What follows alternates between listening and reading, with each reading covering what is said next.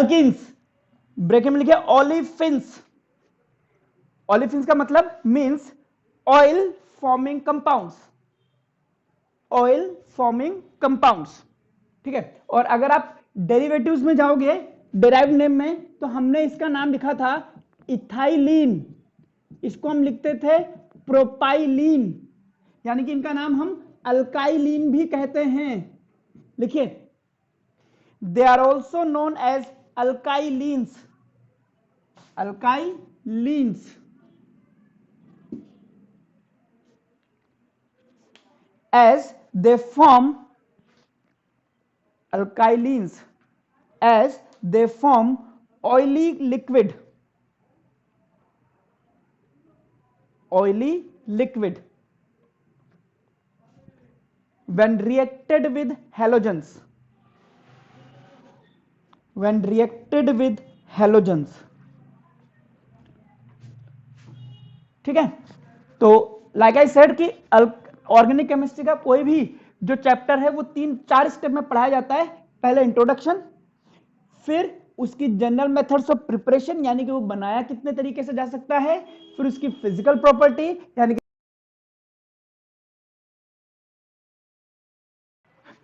चलिए आइए अब इसको देखिए।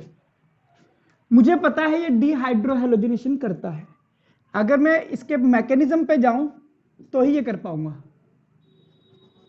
CH3 CH2 CH2 CH2, और ये क्लोरीन यहां से इलेक्ट्रॉन खींचेगा, जिसकी वजह से यहां पर पॉजिटिव चार्ज आने लग जाएगा, ये बॉन्ड यहां से टूटेगा, टूटेगा तो आपके पास इंटरमीडिएट कार्ब कैटायन बनने वाला है। ये बन गया इंटरमीडिएट कार्ब कैटायन, जो कि कितना है, 1 डिग्री कार्ब कैटायन है। मैंने आपको बताया था कि 1 डिग्री कार्ब कैटायन ये कोशिश करता है कि 2 डिग्री कार्ब कैटायन में चेंज हो जाए बिना मेन कार्बन चेन तोड़े, और 2 डिग्री कार्ब कैटायन कोशिश करता है 3 डिग्री में चला जाए। इस काम में ये 2 काम करता है इसके लिए, या तो हाइड्रोजन की शिफ्टिंग करता है या मिथाइल ग्रुप की शिफ्टिंग करता है, बट चेन तोड़ने का आदेश इसको नहीं है। तो यहां से वो किसी भी एक हाइड्रोजन को शिफ्ट करेगा, इसको हम बोलेंगे हाइड्रोजन शिफ्टिंग। इसको कई शब्दों में रीअरेंजमेंट भी कहा जाता है। और ये हाइड्रोजन इधर शिफ्ट हो जाएगा तो ये प्लस इधर आ जाएगा। अब देखिए क्या बना,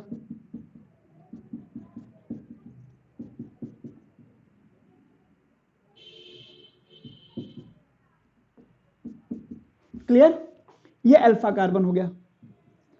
अब इसको हाइड्रोजन निकालनी है। हाइड्रोजन निकालने के इसके पास 2 तरीके हैं, या तो β1 या β2। अगर ये अल्फा β1 एलिमिनेशन करता है तो ये वाली हाइड्रोजन निकलेगी इस तरह से, और ये बॉन्ड यहां से टूटेगा, तो ये बन जाएगा CH3 CH double bond CH CH3।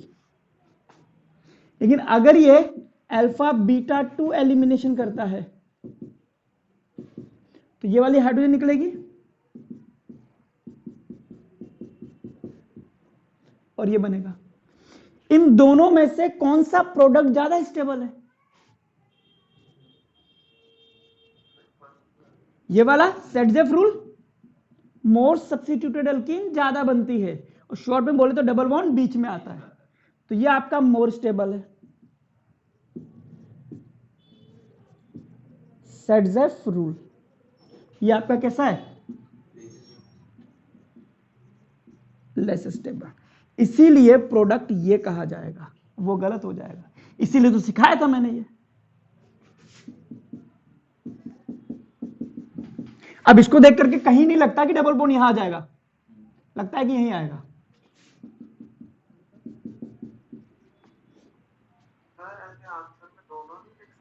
ना, अगर एक लिखना होता है ना तो मेजर लिखा जाता है।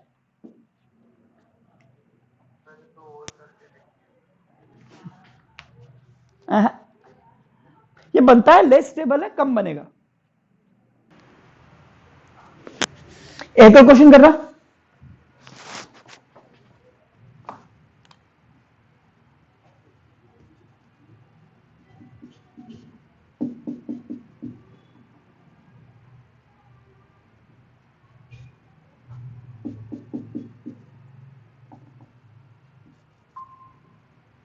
करें।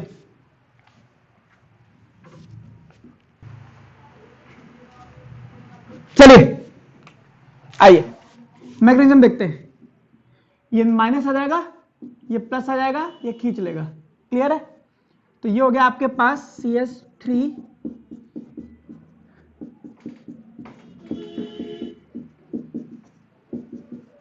कितना डिग्री कार्बन कैटायन है? 1 डिग्री।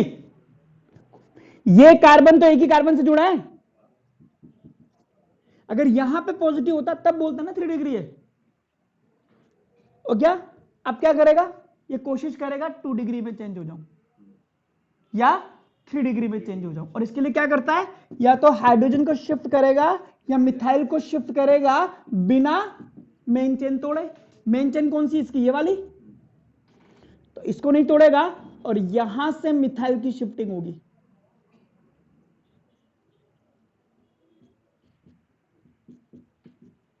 यानी कि फिर से क्या हो जाएगा? रीअरेंजमेंट हो जाएगा। देखना आराम से, ये उधर जाएगा और ये इधर आ जाएगा। तब देखते हैं क्या बनता है।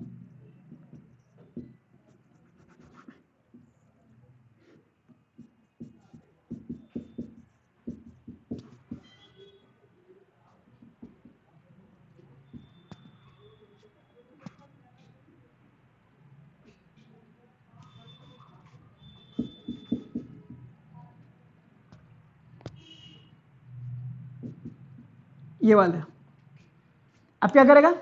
हाइड्रोजन निकालेगा। अगर ये अल्फा है तो ये बीटा 1, ये भी बीटा 1, सेम ही है दोनों, और ये बीटा 2। यहां से करेगा तो कोने पे डबल बॉन्ड, और उससे करेगा तो बीच में। तो बीच वाला ज्यादा स्टेबल बनता है। तो बेसिकली इसमें जाएगा अल्फा बीटा 2 एलिमिनेशन। और यहां से एक हाइड्रोजन निकलेगा, यानी कि अगर हाइड्रोजन है तो ये खींच लेगा और ये H+ से अलग हो जाएगा। तो डबल बॉन्ड इन दोनों के बीच आएगा।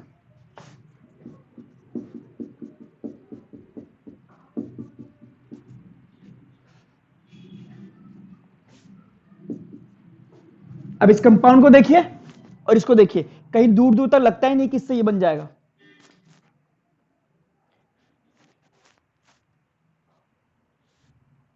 टू मिथाइल ब्यूट 2 इन बन रहा है 2,2 डाई मिथाइल प्रोपेन से। लिख लीजिए, यही बनेगा मेजर प्रोडक्ट। बाद में HCl निकल जाएगा और क्या।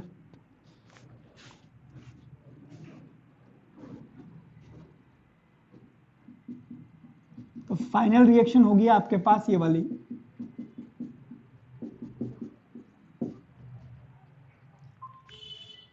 क्वेश्चन लिखिए, ठीक है। Which one will be more reactive for dehydrohalogenation? For dehydrohalogenation options.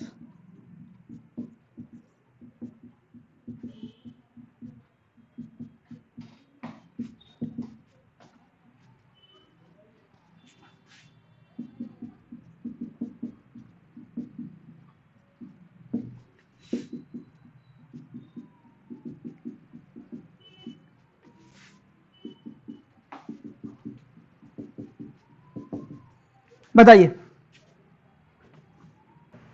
नहीं, ये सबसे ज्यादा रिएक्टिव होगा क्योंकि आयोडीन का साइज बड़ा होता है, इसलिए इधर से इधर जाओगे तो हैलोजन की साइज बढ़ती है, जिसकी वजह से बॉन्ड लेंथ बढ़ती है, जिसकी वजह से बॉन्ड वीक हो जाता है। सो मोर रिएक्टिव। और RI मतलब इसको हम बोल सकते हैं RF, RCr, R ब्रोमीन और RI सबसे ज्यादा रिएक्टिव ये होता है डिहाइड्रोहेलोजिनेशन के लिए। और बताइए,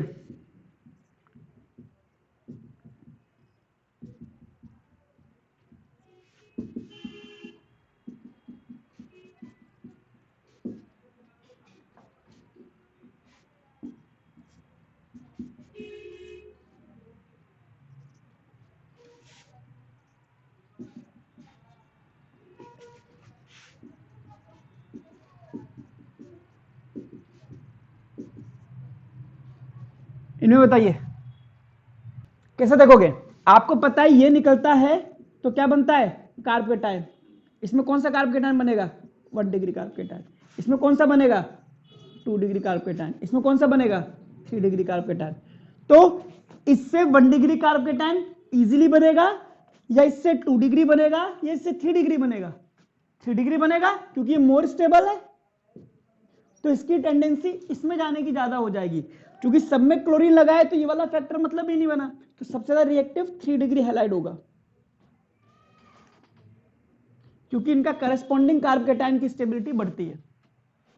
ये बात आप समझ सकते हैं, आई इफेक्ट हाइपर कॉन्जुगेशन, जिससे आपको लगे। चलिए आगे लिखे, ये था एल्काइल हैलाइड से। दूसरा लिखिए from gem dihalide. From gem dihalide. Gem dihalide क्या होता है? एक ही कार्बन पर 2 हेलोजन। सपोज करो मैं आपसे बोलूं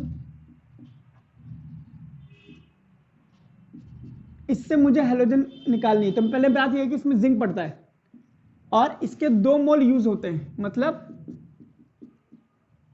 एक्सप्लेन अगर करूं तो बेसिकली ये ऐसे रिएक्शन करता है।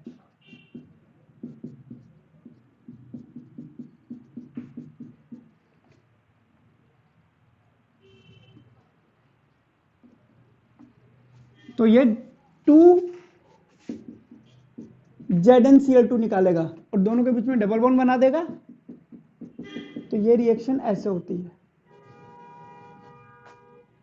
लिख लीजिए, 2 मोल काम आएगा। आपको सिर्फ ये लिख करके देगा, आपको अपने आप समझना है कि डबल होगा तो फिर ये ब्यूट-2-इन बनेगा।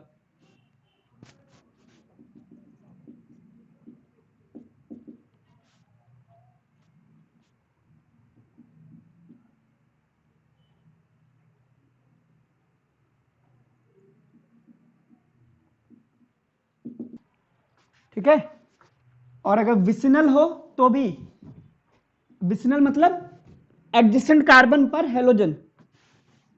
सपोज करो ये है 2 कार्बन है,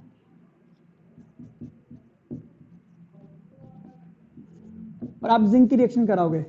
अब इसमें ZnCl2 यहीं से निकल जाएगा, लेकिन अगर यहां से निकल जाता, सोचो यहां से दोनों क्लोरीन निकाल देते तो क्या कंपाउंड बनाते? ये तो नहीं बनता।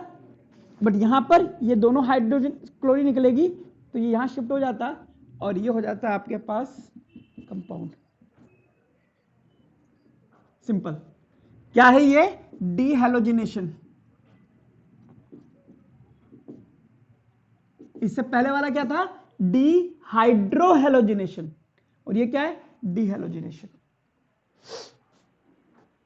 जरा सोचिए, अगर मुझे अल्कोहल से अल्कीन बनानी है, मेरे पास ये है अल्कोहल,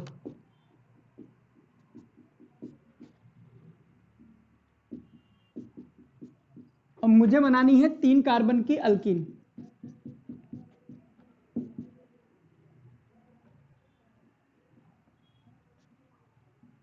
देख के बताइए क्या करूं? यहां से एक ये OH यहां से निकले, क्योंकि तो 3 कार्बन है, और यहां से एक हाइड्रोजन निकल जाए, यानी कि वाटर निकल जाए। वाटर निकलना मतलब डिहाइड्रेशन। बताइए कौन सा एजेंट ये काम करवाता है?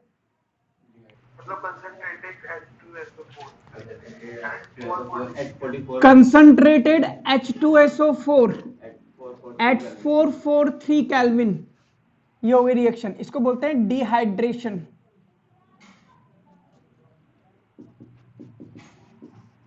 अब ये नहीं याद है तो फिर क्या बताऊं? और ये करवा चुका हूं रिएक्शन में ऑलरेडी। अब देखिए अंदर की बात समझिए, ये भी रिएक्शन कैसे होती है। सबसे पहले यहां से वाटर निकलता है माइनस, तो यहां क्या आ जाता है? प्लस। तो इससे जो बनता है ये बनता है ये भी क्या आ गया? इंटरमीडिएट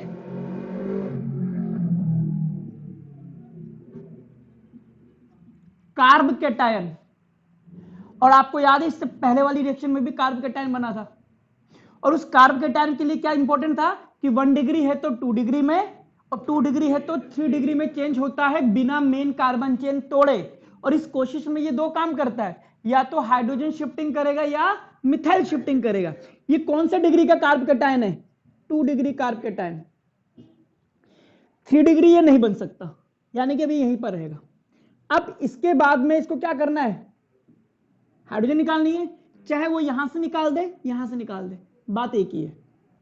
तो अगर वो यहां से हाइड्रोजन निकालेगा, यानी कि इधर से इलेक्ट्रॉन खींचेगा, ये इससे इलेक्ट्रॉन खींचेगा और ये H+ अलग हो जाएगा, और आपके पास ये बन जाएगा, बॉन्ड इधर शिफ्ट हो जाएगा, ये बन जाएगा डबल बॉन्ड, और ये हाइड्रोजन यहां से निकल ही गई है, ये OH यहां से निकल गया है, ये दोनों मिलकर के बना लेंगे वाटर, दैट इज H2O। ये है रिएक्शन का मैकेनिज्म। यानी कि इसमें भी हमें वो दिमाग लगाना पड़ेगा, इंटरमीडिएट कार्ब कैटायन वाला। फॉर एग्जाम्पल अगर मैं क्वेश्चन दूं आपसे,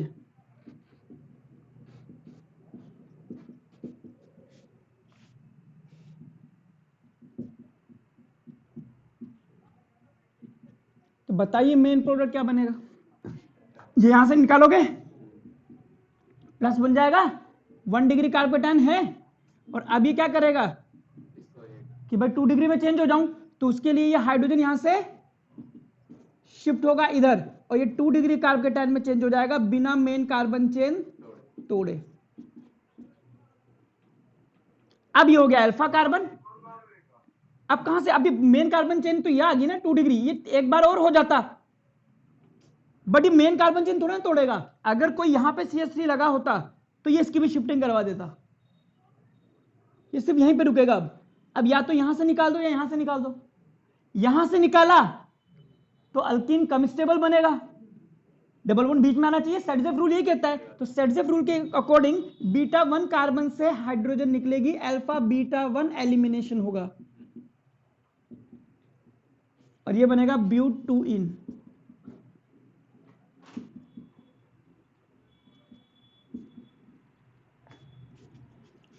यही तो सीखने की बात थी पिछली रिएक्शन से। कह रहा विष्णु समझ में आए? भैल भैल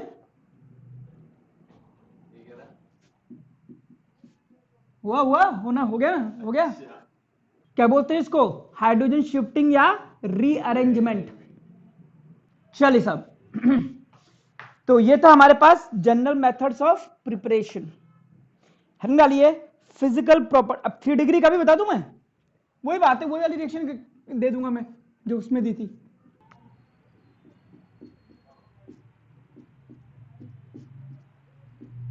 अब ये है, इसका डिहाइड्रेशन कराना है।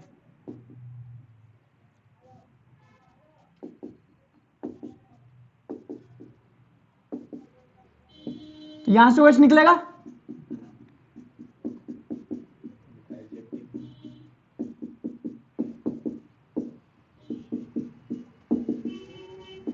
पहले हाइड्रोजन शिफ्टिंग होगी, ये 2 डिग्री कार्ब कैटायन में चेंज हो जाएगा,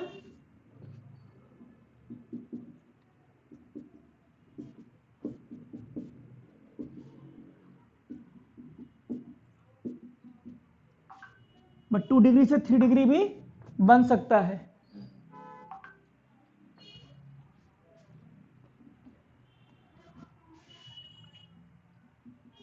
और इसके लिए मिथाइल शिफ्टिंग कर सकता है, ये बॉन्ड थोड़ा तोड़ेगा, ये इधर आ जाएगा।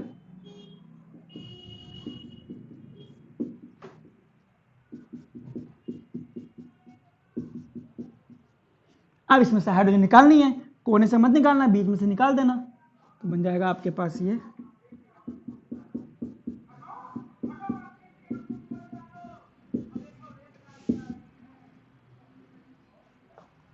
यानी कि इसकी रिएक्शन अगर आप कंसंट्रेटेड H2SO4 से एक 443 केल्विन पे कराते हो,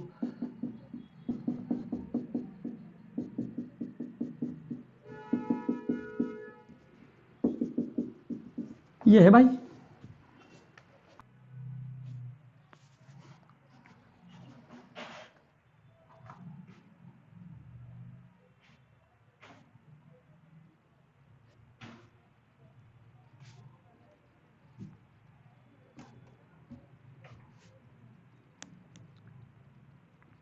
चलिए साहब हेडिंग डालिए फिजिकल प्रॉपर्टीज। अब फिजिकल प्रॉपर्टी में क्या पढ़ते हैं? फिजिकल स्टेट, सॉलिड है, लिक्विड है, गैस है, घुलेगा नहीं घुलेगा, वेपर बनेगी नहीं बनेगी, वो सब लिखिए। इसमें सबसे पहला अल्कीन की बात करते हैं तो कार्बन नंबर 2 से कार्बन नंबर 4 यानी कि इथीन, प्रोपेन, ब्यूटीन कैसे हैं? गैस। फिर C5 से लेकर, ये याद नहीं करते, मैंने भी नहीं करा, बट धर्म है, मैं भी निभा रहा हूं, आप भी निभाइए, और आप जब किसी को पढ़ाएं तो उसको ही पढ़ा देना। 317 एंड अबोव वाले कैसे होंगे? Solid, for the same reason in alkane as in alkane. Alkane में करा चुका हूं, ये क्यों होते हैं, ठीक है। आइए दूसरा पॉइंट लिखिए, ethene is a colorless gas. Ethene is a colorless gas with sweet smell. Colorless gas with sweet smell. With sweet smell. Comma. Other alkenes are colorless, odorless. Other alkenes are colourless and odourless, यानी किसी भी alkyne का कोई colour नहीं होता basically, सिर्फ ethene है जिसमें अच्छी खासी स्मेल आती है, मतलब मजा आ जाता है सूंघ करके, नशा नहीं होता वे, नशे की बात नहीं कर रहा मैं। हेडिंग डालिए सॉल्युबिलिटी। अब सॉल्युबिलिटी में आपने कई बार सुना होगा मेरे मुझसे, लाइक डिसॉल्व्स लाइक का प्रिंसिपल काम करता है। पोलर सॉल्यूट को घोलने के लिए पोलर सॉल्वेंट चाहिए। पोलर सॉल्वेंट का मतलब वाटर हो गया, जैसे बहुत ज्यादा पोलर भी नहीं होना चाहिए, और इधर से वाटर में देखो वो कंपाउंड घुलते हैं जो वो पानी से हाइड्रोजन बॉन्ड बना देते हैं, समझना। ये ऐसे मैं बताता हूं, एक तो कोवेलेंट कंपाउंड जो हाइड्रोजन बॉन्ड बना ले वो घुल जाएगा, दूसरा आयनिक कंपाउंड्स घुल जाते हैं।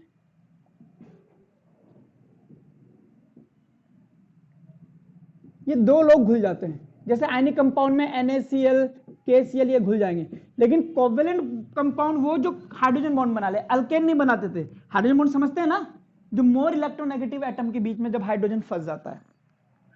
अल्कीन कैसा है? कोवेलेंट है, ये वाला। अब इसमें हाइड्रोजन बॉन्ड कैसे बना लोगे आप? मोर पोलर है, बट पानी में तो नहीं घुलता क्योंकि हाइड्रोजन बॉन्ड नहीं बनता। लिखिए इस बात को, due to presence of pi bond, alkenes are more polar than alkanes, so they are comparatively more soluble। ठीक है, एक तो ये बात। ओके, आगे बढ़िए। Boiling point, comparatively more soluble. Boiling point किस पे डिपेंड करता है? मॉलिक्यूलर वेट पे, जैसा हमने अल्केन में कराया था, एज इन अल्केन। और अगर मॉलिक्यूलर वेट सेम हो तो साइड चेन, तो सबसे पहले मॉलिक्यूलर वेट जिसका ज्यादा वो घुले, उसका बॉइलिंग पॉइंट ज्यादा होगा। लेकिन मैं बोल दूं कि भाई साहब ब्यूटेन और ब्यूटीन, सॉरी जैसे ये है, ये अब इन दोनों में से किसका बॉइलिंग पॉइंट ज्यादा होगा? आपने देखा 1 2 3 4 5, 1 2 3 4 5, 5 कार्बन है, बॉइलिंग पॉइंट तो ये तो सेम आ रहा है, बट ये कह रहा है साइड चेन बढ़ेगी तो बॉइलिंग पॉइंट कम हो जाएगा, तो इस वाले का बॉइलिंग पॉइंट कम हो जाएगा, इसका ज्यादा हो जाएगा, वो वाली बात है। चलिए साहब, हेडिंग डालिए केमिकल प्रॉपर्टीज। आपको याद होगा मैंने जब आपको इसका इंट्रोडक्शन दिया था उसमें यह बताया था कि इसके ऊपर पाई इलेक्ट्रॉन क्लाउड होता है, पी पाई बॉन्ड मैंने आपको बताया था। और इस इलेक्ट्रॉन की वजह से कोई भी इलेक्ट्रॉन लवर यानी कि इलेक्ट्रोफाइल इसके पास आ करके इस पर जुड़ने की कोशिश करता है, यानी कि इलेक्ट्रोफिलिक एडिशन रिएक्शन शो करता है। लिखिए इस बात को, due to presence of pi bond, due to presence of pi bond, alkenes show electrophilic addition reaction. Alkenes show electrophilic addition reaction. Addition reaction, for example, कैसे होती है रिएक्शन? इलेक्ट्रोफिलिक एडिशन रिएक्शन में सबसे पहले कौन अटैक करता है? Electrophile, उसके बाद में न्यूक्लियोफाइल। मैं कहना ये चाह रहा हूं, सपोज कीजिए ये है,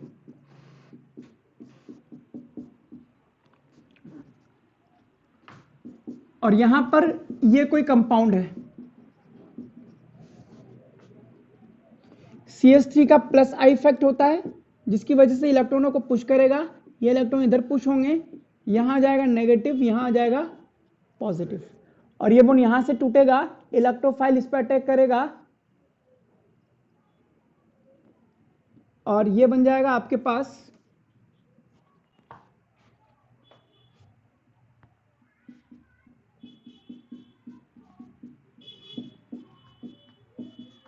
हो गया इलेक्ट्रोफिलिक एडिशन। अब जो बचा है न्यूक्लियोफाइल, न्यूक्लियोफाइल सॉरी ये प्लस आ गया, तो ये जो न्यूक्लियोफाइल है ये आकर के यहां जुड़ जाएगा, और ये हो जाएगा आपके पास में न्यूक्लियोफाइल भी जुड़ गया और ये इलेक्ट्रोफाइल भी जुड़ गया। ये आपका बेसिक होता है अल्कीन और अल्कीन हर एक रिएक्शन का। लिखिए इसको। चलिए सर, अब जैसे मैं आपसे क्वेश्चन कराता हूं,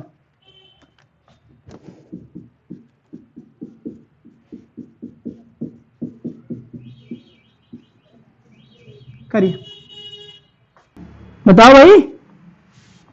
सिंपल से हिसाब आपने क्या लगाया होगा कि HBr में ये H प्लस, ये Br माइनस, ये इधर आ जाएगा नेगेटिव, ये पॉजिटिव, इस नेगेटिव पे पहले ये अटैक कर लेगा और फिर ये अटैक कर लेगा। क्लियर? और ये हो गया आपके पास CH3CHBr 2 ब्रोमोप्रोपेन, खत्म। लिख लो। आइए अब देखो, एक आदमी था, उसने बना दिया बेवकूफ दुनिया को।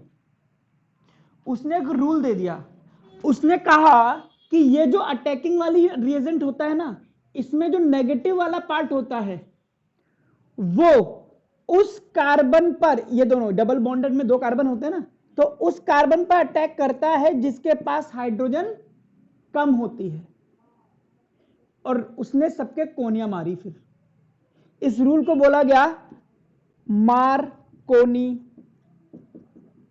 CoV rule. क्या बोलता है?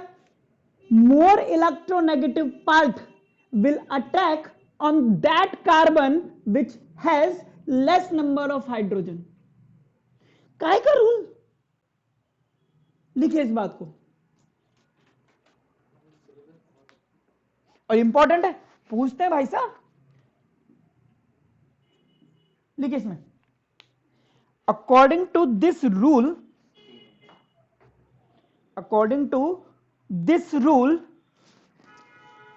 the reagents such as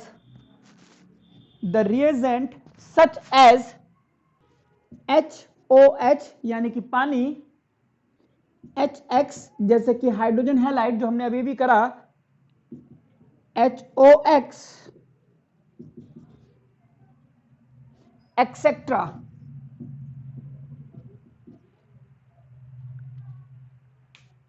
when attack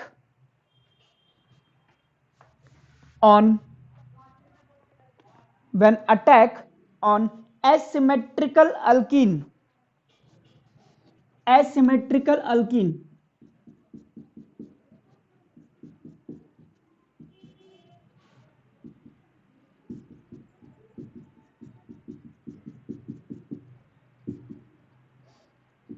अब देखिए इसको, देखिए, और इसके दोनों तरफ सेम चीजें हैं, इसको बोलते हैं सिमेट्रिकल एल्कीन, लेकिन इसमें नहीं है, इसको बोलते हैं एसिमेट्रिकल एल्कीन। कॉपी के टॉप पर लिख लेना।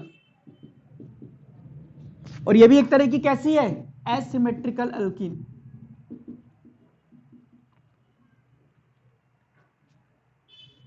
हाँ, क्योंकि देखो अगर मैं इसकी बात करूं तो इसमें तो डबली बॉन्डेड कार्बन पे दोनों जगह सेम हाइड्रोजन है, तो मार्कोनिकोव रूल लगना ही नहीं है, एक पे कम एक पे ज्यादा होने चाहिए। हाँ चलिए और करिए, कंटिन्यू कीजिए। When attack on asymmetrical alkene then addition occur in such a way then addition occur in such a way that negative part of the reagent, यानी कि ये वाला negative part of the reagent goes to that carbon which has less number of hydrogen. पढ़ के देखिए एक बार, मैं क्या कहना चाहता हूं वो एक बार फिर से समझ लीजिए. ये रिएक्शन लिखिए फिर से. For example this one. ऐसा एरो एरो बना के मत लिखना. अच्छा, पेपर में जब भी लिखो एरो एरो मत बनाया करो, ठीक है, वरना सर को पता लग जाएगा कि तुमने कैसे समझा है. सर को सिर्फ रिएक्टेंट और प्रोडक्ट बना के दिखा दो, बाकी कुछ ज्यादा गणित पहलने की जरूरत नहीं है. ऐसे ऐसे लिखना पेपर में, खत्म. अब देखिए इसका मैकेनिज्म पूछ ले तो कैसे समझना है. सबसे पहले हम बोलेंगे कि CH3 CH CH2 और HBr. पहले किसका अटैक कराऊं, H+ का या Br- का? H+ का. क्यों? क्योंकि इलेक्ट्रोफिलिक एडिशन रिएक्शन शो करनी है जिसमें इलेक्ट्रोफाइल पहले काम करेगा.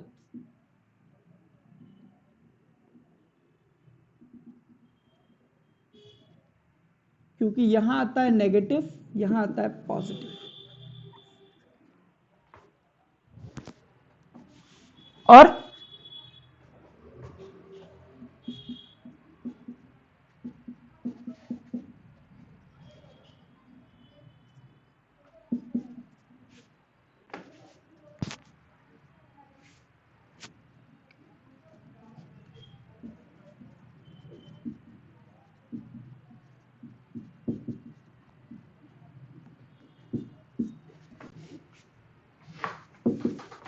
सोचो ये H+ वहां अटैक करता,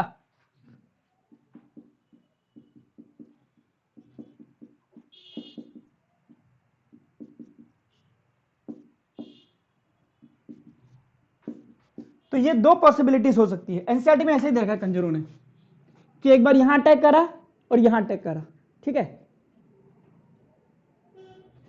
तो ये दो पॉसिबिलिटी. ज्यादा स्टेबल कौन सा वाला है, ये वाला. तो इसमें अब आप दोबारा रिएक्शन कराइए.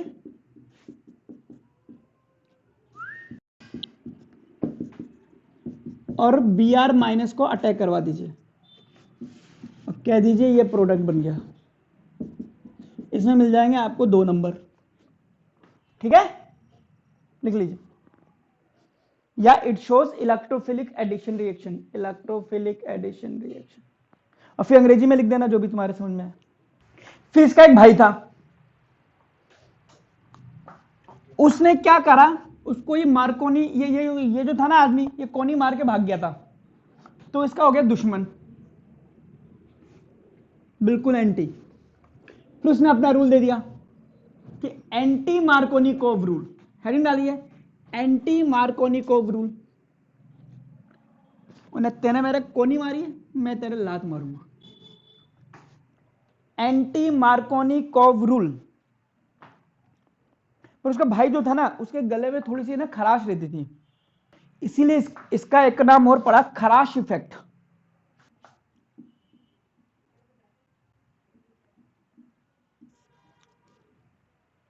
खराश effect.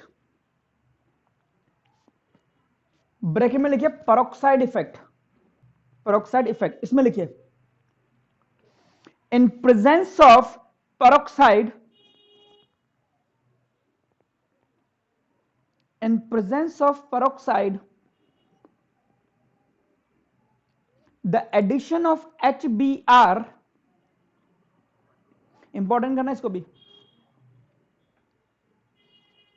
in presence of peroxide the addition of HBr to an asymmetrical alkene,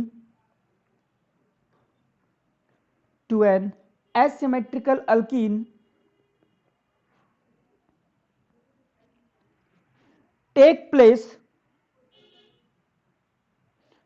contrary to Markovnikov,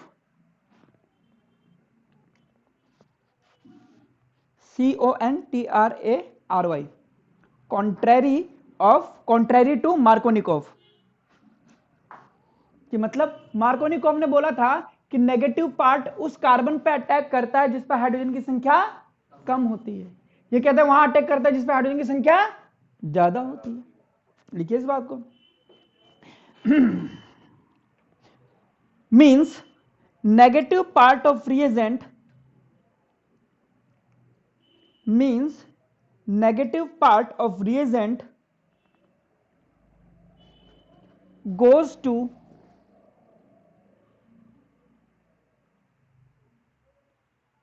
to that carbon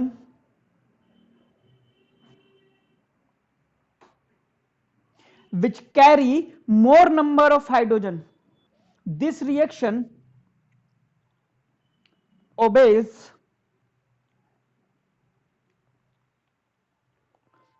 free radical mechanism. Underline करना इसको, इंपॉर्टेंट है ये। This reaction obeys free radical mechanism. ठीक है, इसका मतलब अब आपके पास दो मैकेनिज्म हो गए, एक मार्कोनिकॉफ के हिसाब से और एक एंटी मार्कोनिकॉफ के हिसाब से। पार्टीशन करके लिखेंगे भैंस की टांग ऐसे। पहला मार्कोनिकॉफ के हिसाब से, मैंने अभी भी लिखा दिया है, मैं फिर से रिपीट कर देता हूं कि अगर हम मार्कोनिकॉफ की बात माने तो यहां से HBr का अटैक में Br वहां अटैक करता है जहां पर हाइड्रोजन की संख्या कम है।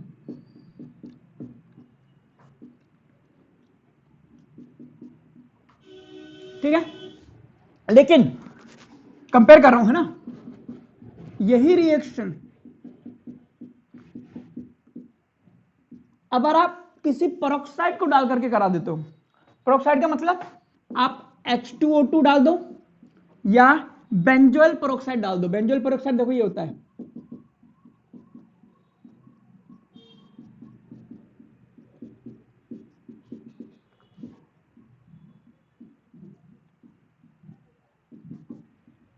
पहले देख लो, इसमें Br यहां नहीं आता, यहां आता है।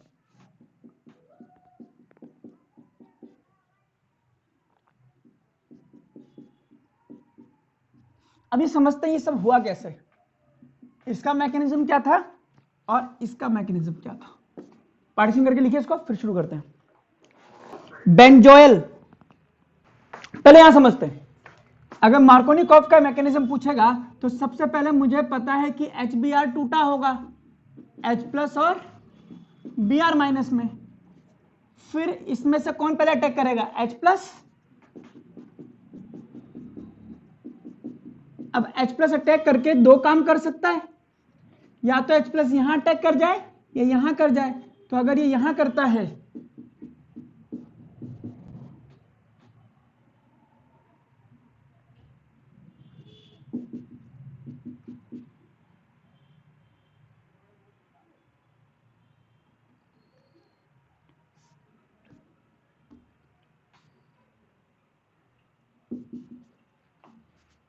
तो ये 1 डिग्री कार्ब कैटायन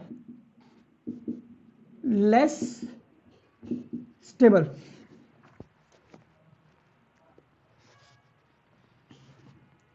ठीक है, कहां पे अटैक करा है, जिस पर नेगेटिव चार्ज होता है वो यहां।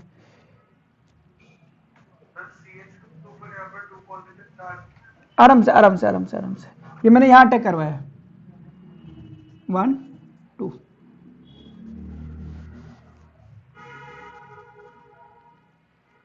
नहीं, मैंने कराया 2, इसको इस पे अटैक करवाया है। ठीक है, तो एक बॉन्ड इसका कम है ना, कम है तो पॉजिटिव चार्ज आया। सही तो आया यार, क्यों कंफ्यूज कर रहा है। दूसरा CH, इसको CH करो, क्या हो रहा है ये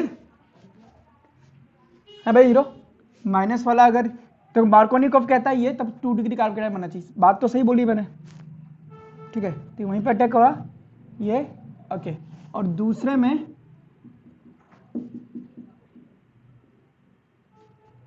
इसने यहां अटैक करा, यहां आया पॉजिटिव चार्ज, यहां आया, इसमें उसने वहां अटैक करा तो ये यहां आया होगा ना, और यहां ये हुआ ना बात। हाँ, पहले पे अटैक करेगा तो एक हाइड्रोजन बढ़ जाएगा, पॉजिटिव चार्ज वहां आ गया, ठीक है, क्योंकि इसने, हाँ ये वाले दोनों इलेक्ट्रॉन इसके पास आ गए होंगे ना यूं, ठीक है, आगे हो गया। और यहां क्या बनना है, 2 degree carb cation, more stable. यहां लिख सकते हैं since 2 degree carb cation is more stable, hence it is formed at faster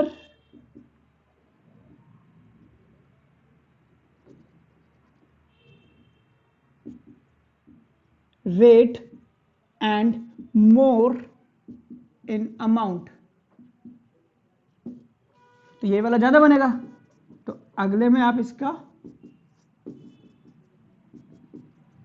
Br minus attack करवाना और अपना प्यारा प्रोडक्ट बना देना।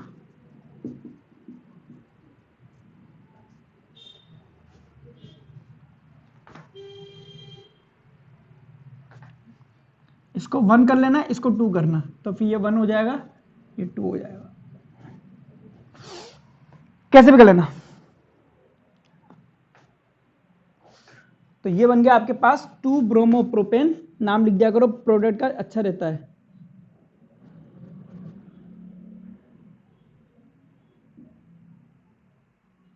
ये तो मार्कोनिकोव ने बोला था। अभी एंटी मार्कोनिकोव ने ऐसा क्या भसड़ मचाई इसमें,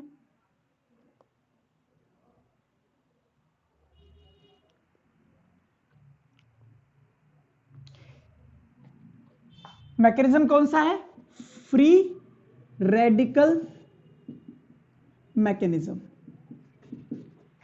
ये कहता है, अब जो आपने पेरोक्साइड डाला है, एनसीईआरटी में बेंजोइल पेरोक्साइड को लेकर के एक्सप्लेन करा गया है, तो मैं भी उसी को लेकर के एक्सप्लेन कर देता हूं एक बार। याद कीजिए मैंने कहीं पर आपको लिखवाया था कि पेरोक्साइड बनने के लिए, मतलब फ्री रेडिकल बनने के लिए क्या कंडीशन होती है, पढ़ा था कहीं पे, किस कंडीशन में फ्री रेडिकल बनता है।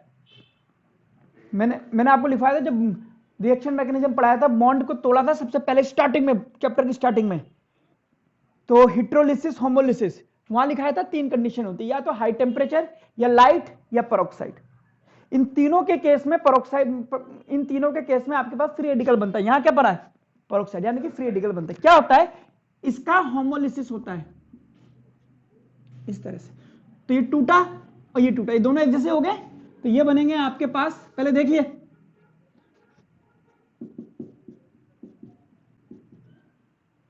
और दूसरा भी सेम है, यानी कि ये 2 मोल बन जाएगा। अब क्या होता है, यहां से टूटता है और ये इधर शिफ्ट होता है, ये इधर शिफ्ट होता है, CO2 बाहर हो जाता है और ये बन जाता है आपका फिनाइल फ्री रेडिकल।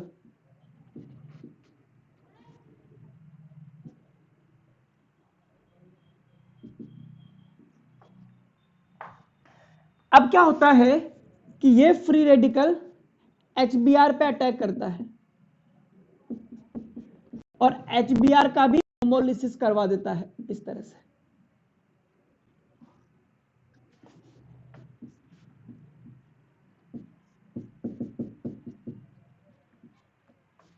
देख लीजिए आराम से। अब ये फ्री रेडिकल जो बनता है, ये अटैक करता है एसिमेट्रिकल अल्कीन पे। देखिए यहां पर जब इसने अटैक करा था तो ये प्लस था, तो प्लस पे आकर के अटैक कर रहा। ये फ्री रेडिकल वहां अटैक करता है जहां पर स्टेरिक हिंड्रेंस कम होता है। कॉपी के टॉप पर लिखिए, फ्री रेडिकल उस कार्बन पर अटैक करता है,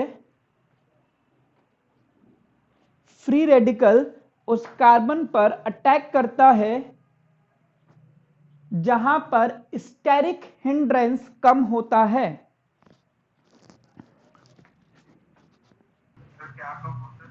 स्टेरिक हिंड्रेंस सुना ये वर्ड,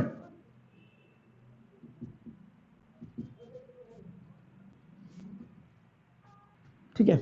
आइए, तो इसने दो बोला है, दोनों पे कराओ। तो एक बार मैं यहां कराऊंगा, एक बार यहां कराऊंगा, 1 और 2। आइए अब देखना, अगर यहां जुड़ेगा तो एक इसके पास इलेक्ट्रॉन है, ये बॉन्ड यहां से टूटेगा। तो ये अगर मैं इस पे 1 पे अटैक कराता हूं तो ये बनेगा CH3 CH2, ये बॉन्ड तोड़ दिया, एक इलेक्ट्रॉन इसको दे दिया, एक इलेक्ट्रॉन इसके पास है और एक ब्रोमीन के पास भी है, तो दोनों मिलकर के एक बॉन्ड बना लेंगे ये वाला, और यहां बना 2 डिग्री फ्री रेडिकल। लेकिन अगर आप सेकंड कार्बन पे अटैक करवाते हो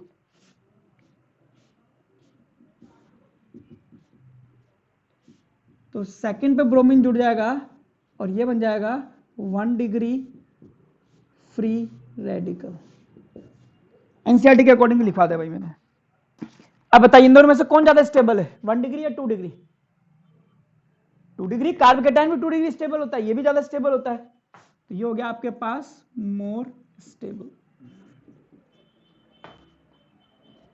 जब ये मोर स्टेबल है तो आगे हम रिएक्शन इसी की कराएंगे, क्योंकि since 2 degree free radical is more stable, hence it is formed at faster rate and more in amount.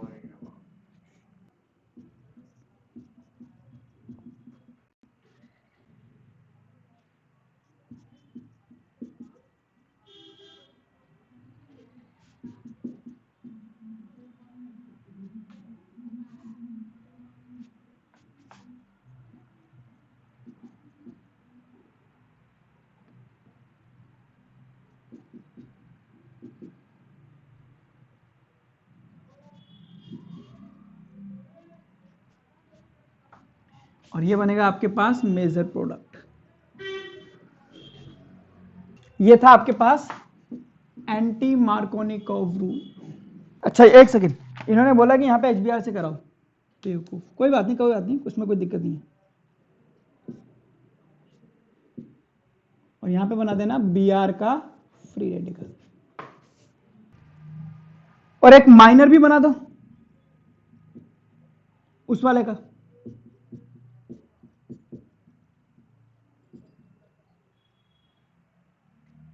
अगर Br वहां अटैक करो तो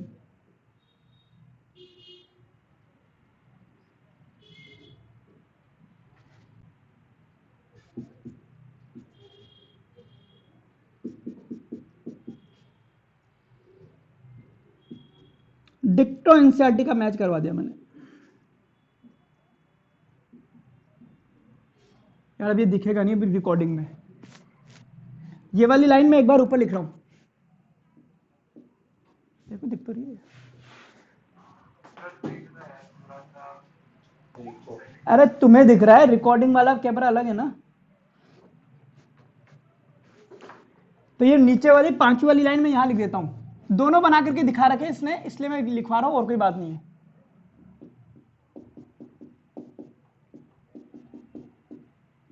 याद करने पड़ते हैं मैकेनिज्म भाई।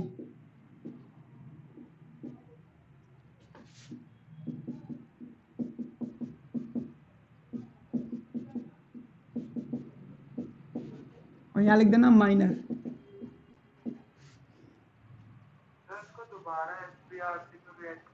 अरे क्योंकि बेटा एक बार हम HBr के कई मोल डालते हैं ना, तो वो आपस में सब लड़ते मरते रहते हैं। ऐसा नहीं कि एक एक की टांग पकड़ करके डाली, एक मोल भी डाला होगा तो 6.023 इंटू 10⁻23 मोलिक्यूल डाल दिए होंगे। तो ये देख लेना, अगर पेरोक्साइड दिख जाए तो उल्टा कर देना।